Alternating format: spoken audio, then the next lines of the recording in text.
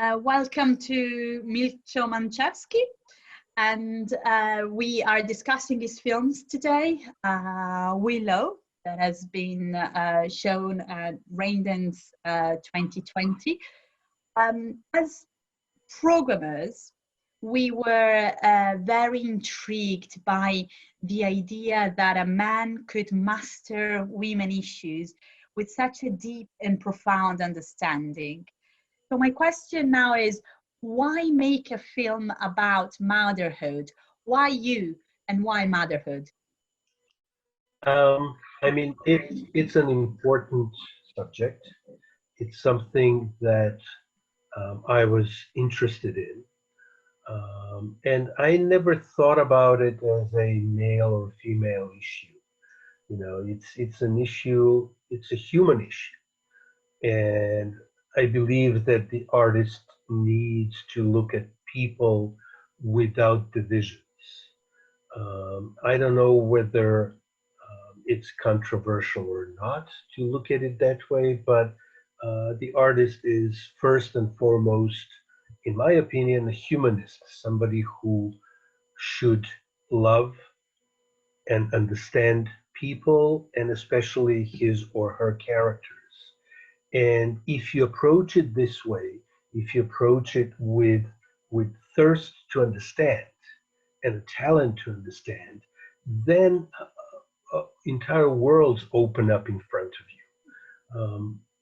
Trying to think that only you should work based on your limited physical experience would disqualify us from doing a lot of good work, a lot of good art. Like only men do films about men and women about women, and I don't know, Macedonians about Macedonia. It's not whether you physically had the experience, it's whether you understand it, whether you care for it. Otherwise, we end up with furthering divisions, saying, oh, no, you're a man, you can only do action films. And it's that general understanding and empathy and affection for your characters and for people in general that's important. So, this is a film about people who happen to be female people. That's all. And, this is a subject that for us is very important because we have a female gaze. Your film has been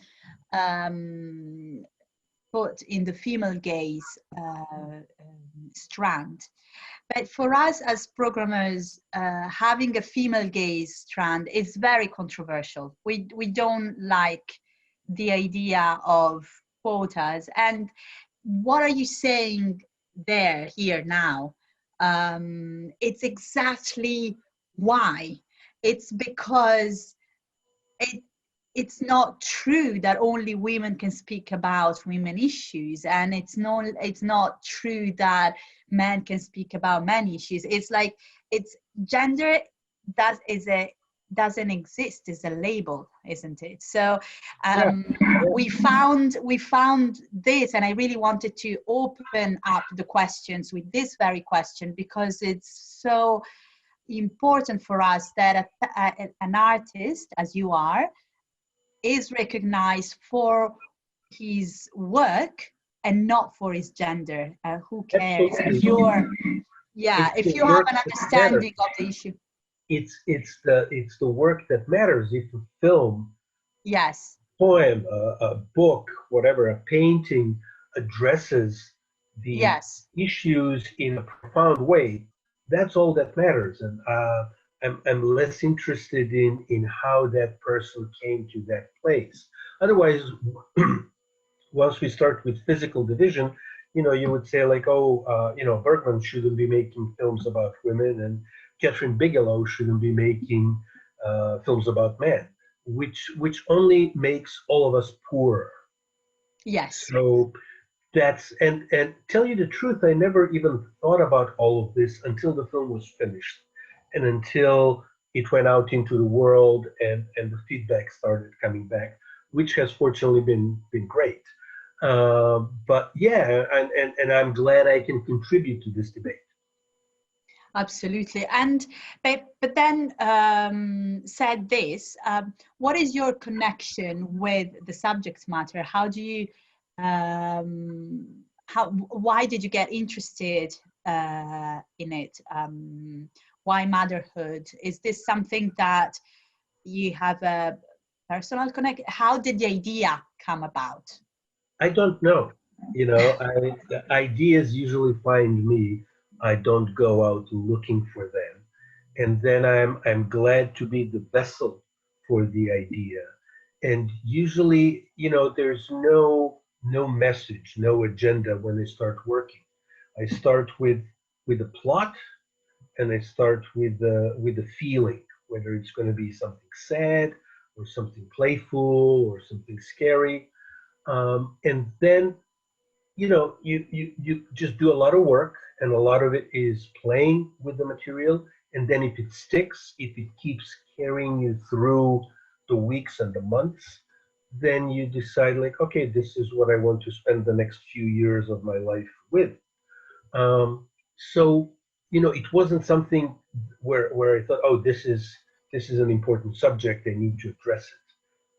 Even though I know that if we put it in so many words, it would probably be easier, but that's not the case. And it's not the first time that, now that the film is finished, now that we're talking about it, I go back to things and I see that, I had just 10 years ago, I had a film called Mothers. And then in two of my previous films, the main characters got pregnant. So obviously, this is something that I keep coming back to, but not in a conscious way. No. And in this film has an episodic structure. We talked about your use of the episodic structure in our Instagram live conversation. But now I'd like to ask you another question, because you have these three different characters, and motherhood is somehow the linking theme. But I was wondering, in your mind, how are these three characters related? How did you start with one and then the other one came about? How do you visualize them together? Well, it's a bit of a Rubik's Cube. Yeah. And the different colors are not only narrative strands, but also emotional aspects of how you emotionally relate to the story. There's say a tragic moment here which makes me feel a certain way. How does that reflect on a tragic moment in the second story, or how does it foreshadow something that's going to happen in the third story? And also, how does it contrast things? So on one hand, the three characters have similar drive, similar thing they're striving for. It's all about being a mother. Mm. But then their differences and their contrasting points between the first and the second and the third. They're also echoes. So not everything in the film is neat. I didn't want to have something where things neatly click together, but rather a painting where the feeling you walk out with is hopefully powerful. But part of the reason why it's so powerful is because things are left hanging. There's trends. There's white canvas that we need to fill, where we need to fill in the blanks. And all of that hopefully invites you to a playground, to something that's playful, where it's like a Matisse painting or a Rauschenberg painting, where not everything is perfect, probably on purpose, but then the impression at the end, the feeling you walk away with is powerful. there were there were like the first story feels like a universe unto itself, and then the second story is another universe, and then when the third story begins, you realize that in terms of the chronology, it's directly related to the second story. Yes. It starts halfway through the second story. It covers things from a different aspect. You even see the same scene seen from two different Yes. points of view, Point of views. and then Yes. it carries over. It lasts in film time. It lasts longer than the second story. It takes us to a different conclusion. And as that's happening, you're constantly sort of bouncing off of the feelings and the narrative from the first story. So it's this Rubik's Cube, which is hopefully fun, but also it talks about important issues. And I'd say that there is an asymmetry in a way that you have. It's true what you say when you say that there are things hanging there that makes you also dream on and Yeah, try to understand. You give clues and then you don't give answers, and I think that's also the charm of the film, because you're taken into it and your mind starts wondering about absolutely. Yeah. what's happening there. So obviously you start with the Middle Age and then you go on to modern times. What is the appeal of a Middle Age story? Why starting with a Middle Age story? To me, that was, Middle Age is really where there's a sense of magic and myth that works well with the story. But I don't know, what was it to you? Why choosing the Middle Age and not the 18th century, or I don't know? Well, I mean, it's that mythical aspect Yeah, of the Middle Age, of yeah, the medieval story, of the medieval period, that's attractive. And you can explore. I love exploring. I love doing research. I love doing research almost as much as I love directing. And you discover things that you never expected could be true, things that are more interesting than anything you could come up with in terms of fiction. So there was that bonus aspect. It's like, oh goody, I get to research Macedonia in the medieval time mm, up to the 16th, 17th century. So that's one thing. Another thing is the mythical aspect. It gives you a different taste, different structure, and that can work again in terms of contrast, in terms of complexity. It can work off the contemporary story. So you're constantly contrasting them and saying, so the mythical aspect becomes more mythical. The, let's call it, realistic contemporary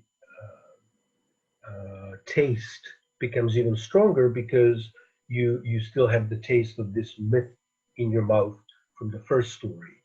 And finally, it also gives you an opportunity to see how people, how humanity, how society, how our feelings and the way we strive to achieve what we want to achieve in life, how those things have changed in, say, the last 500 years, and at the same time, how they have remained the same.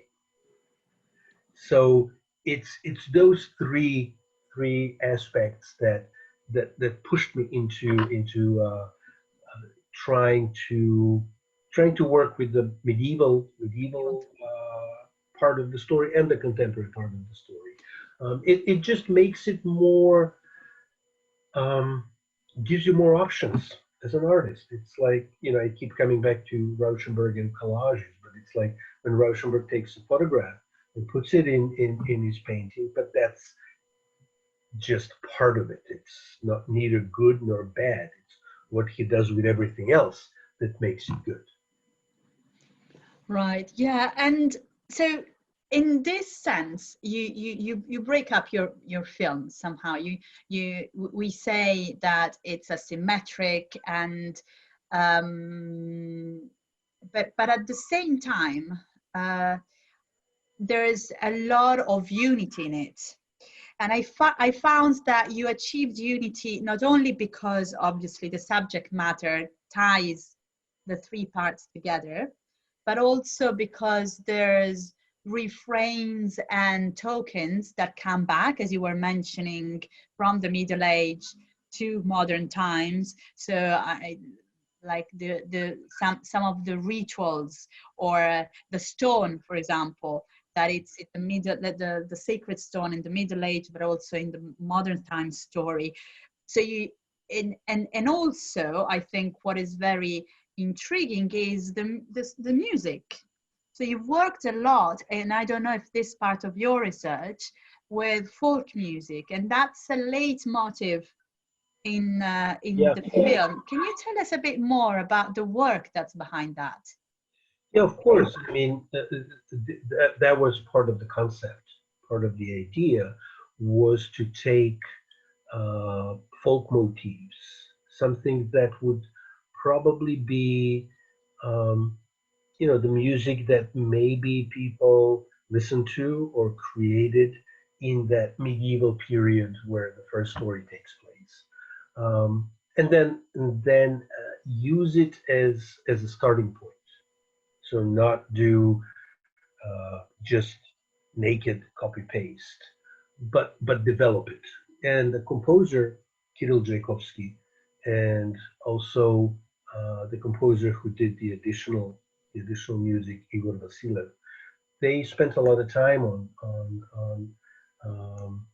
looking into traditional music from the area, and historically what would have been what we think was the music that people played way back. And not only for this film, I mean, they've done this type of research in their work before as well. So this was something where they came with rich experience. And then it was another way of connecting the three Yeah. segments, Yeah. and creating the contrast between the three segments. So the music and the images and a lot of the little echoes and leitmotifs, like you mentioned, the stone and the actual that tradition of tying a string, Yes. white string and red string around the rock, which, by the way, is something that people still do once a year. Couples who want to have children but are having problems conceiving go to this place. It's a rock in the middle of a field, and do this, basically a pagan ritual, sometimes even accompanied with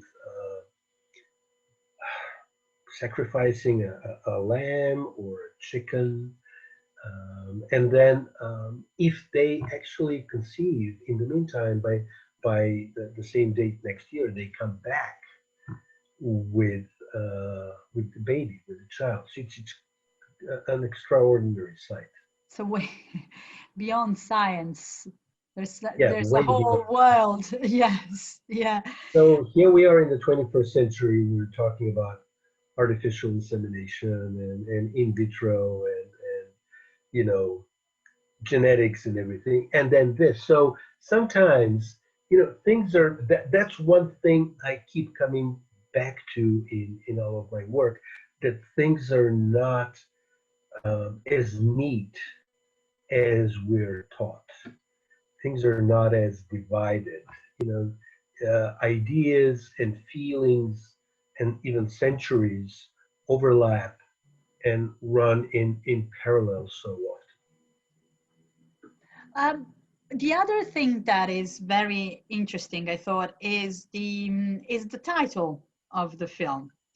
So Willow is quite an impactful title for the theme of the film. and I think it also puts it's another element of putting all the pieces together, because it's the idea of a tree that bends but doesn't break. Exactly. Is this the meaning that you wanted to give to this word in Yeah. relation to the film? Yeah, yeah, absolutely. I mean, it's a it's a unique tree because the branches don't go up, they go down, but they don't break, and they sort of go back and connect to the root again, creating a circle of life.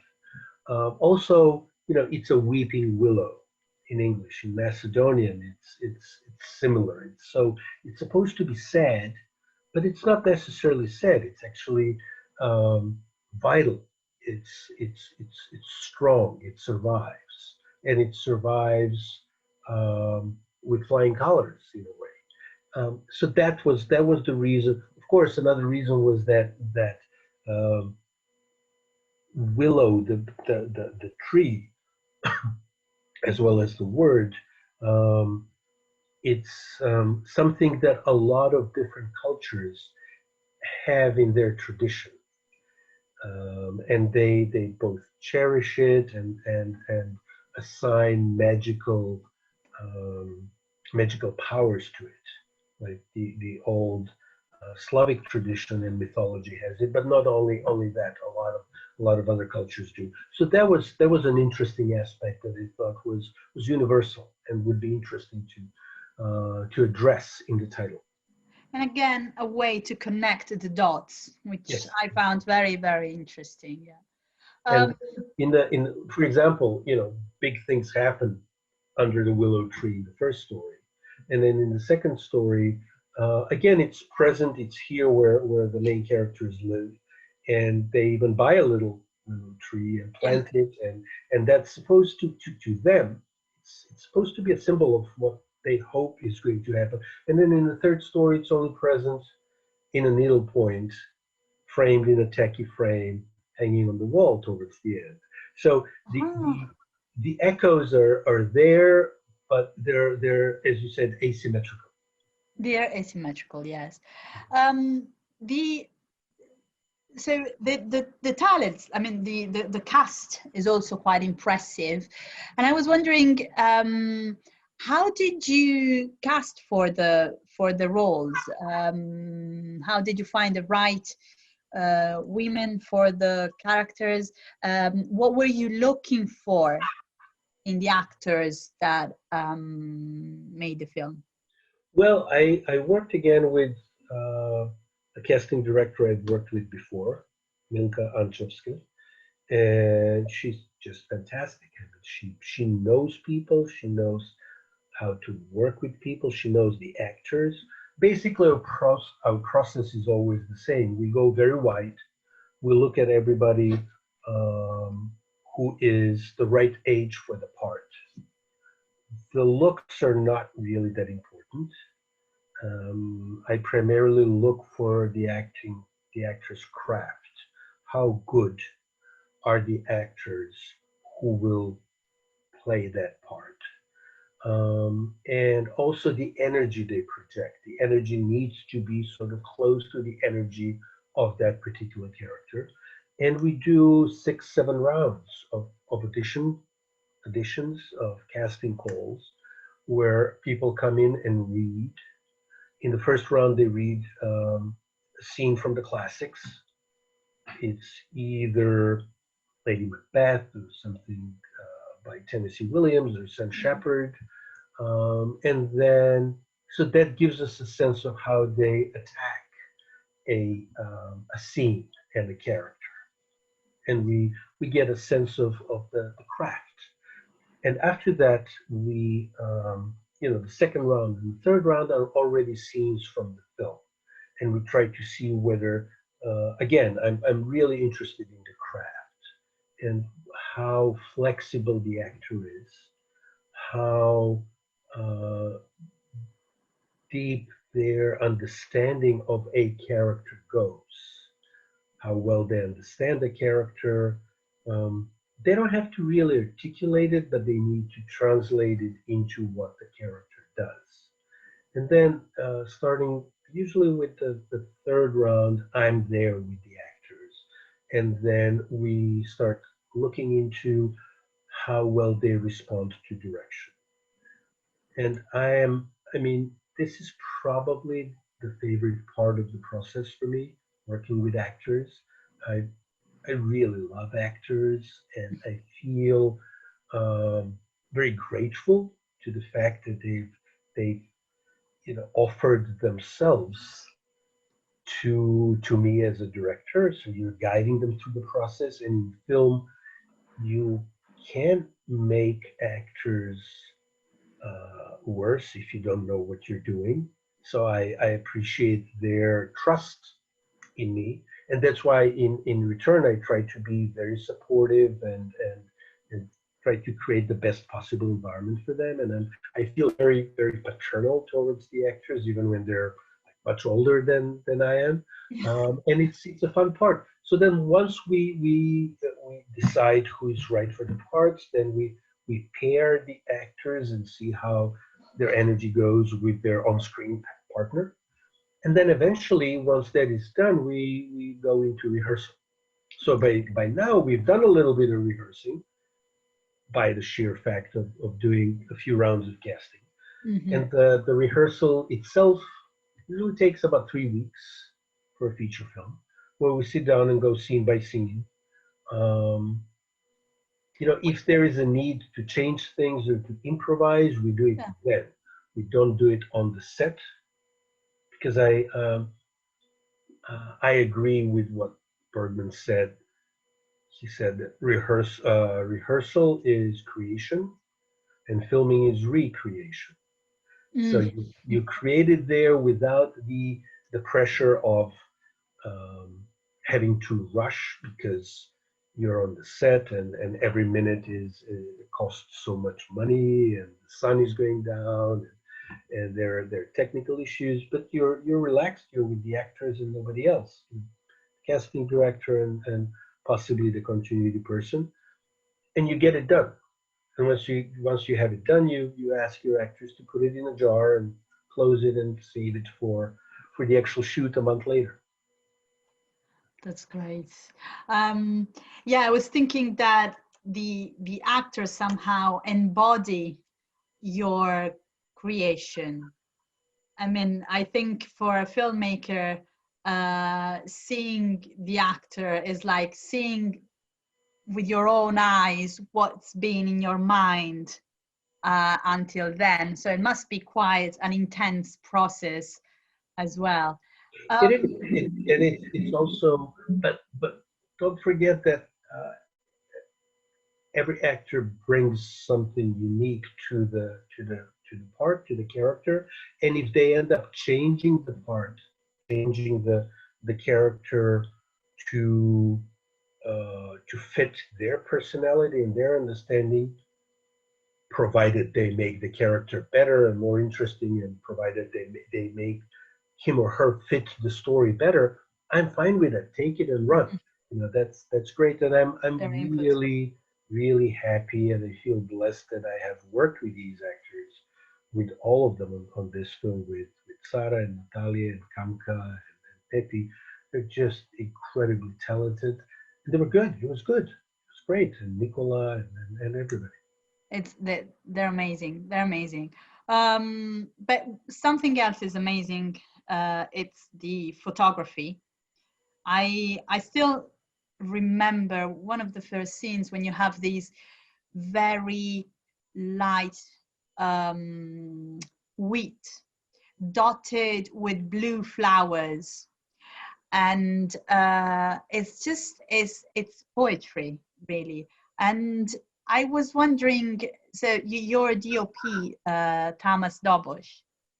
How was it working with him? He's great. I mean, he's really talented. Very quiet. He is with the image. It's both very classical and a very modern, Yeah. what he creates, and that's precisely what I thought this film needed. And so, I mean, we did some research together, and then we spent a lot of time on locations, looking at the right angle, the right time to shoot it, everything else that can be created in front of the camera, and then complete it in post production, which we did in Belgium. But it was, yeah, I was really happy with that. By the way, the scenes with the wheat fields, the harvest, we did, I'd say about 2 months before we started principal photography. So we shot only that scene because we had to catch the wheat The weeds, before yes. before it's gone. Uh, It's really impressive. It's mesmerizing, how the Brits would say. It's yeah. really wow. It's beautiful, very beautiful. So my last question before I let you go, what is your next project? Where can we see you next? Um, well, there are two projects. One is film, one is not film. I just finished, I just had an opening of a photo exhibition and a book of photographs called There. It was at the Museum of Contemporary Art in Macedonia with Antolog as the book publisher. And it's a collection of 88 photographs taken over a period of 10 years, of the last 10 years. It's street photography in the vein of Cartier-Bresson and Robert Frank and Gary Winogrand and Alex Webb. Um, and then the next film I'm working on, it's called Kaimak, and it's a black comedy, and it's about the haves and the have-nots in Macedonia today, but it's also a universal story.